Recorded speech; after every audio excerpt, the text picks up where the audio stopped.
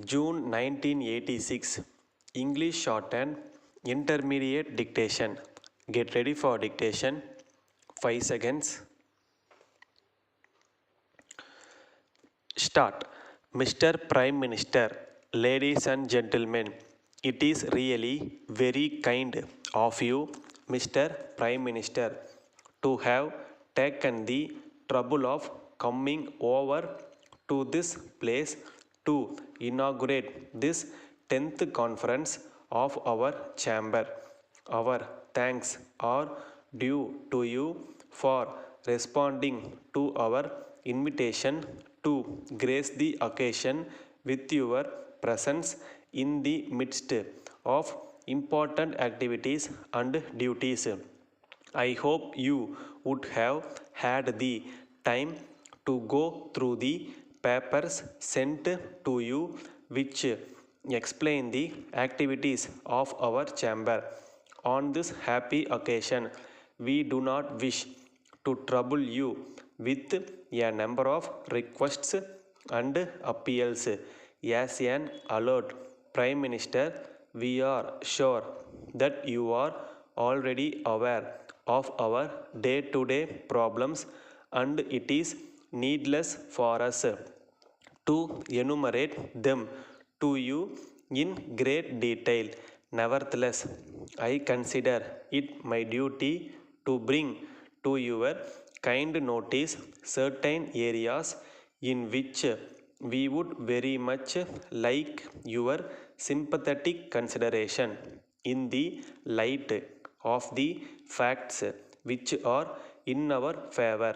Of course, we have been having some appreciation of our difficulties by the departmental officers to some extent, but there is still room for greater understanding of our problems in various aspects.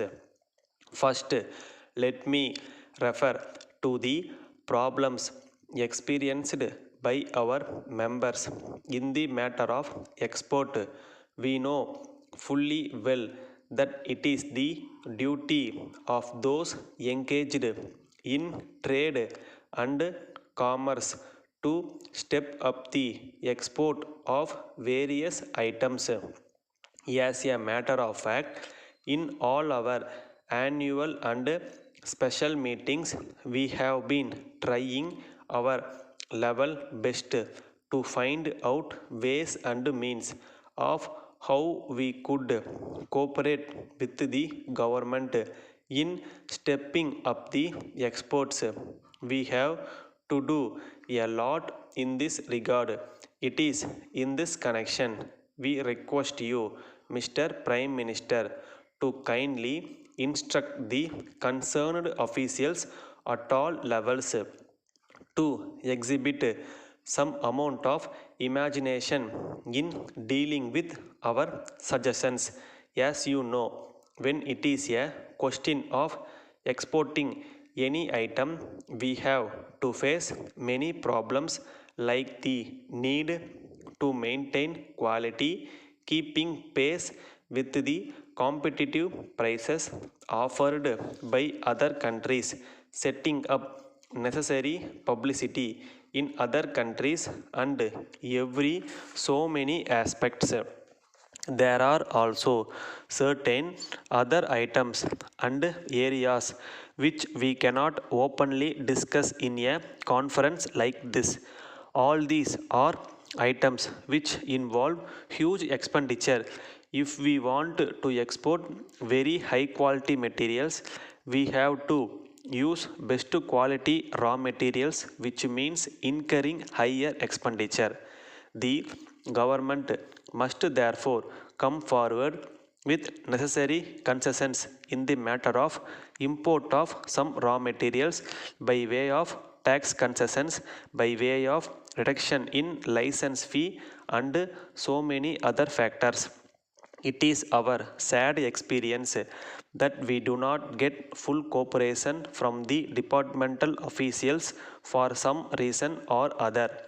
This state of affairs should change sooner or later unless the present procedure to deal with the problems of exporters undergoes a radical change.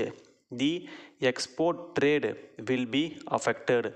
Letter dated 10th May 1983 from Messrs. Ganesh and Company Limited, Madras, to Messrs. Sundar and Sons, Erode. Dear Sirs, we are very sorry to inform you that you have not paid our bills for the past 10 months. We have sent you several reminders by post besides a number of telephone calls. In spite of all these, we have not received the payment.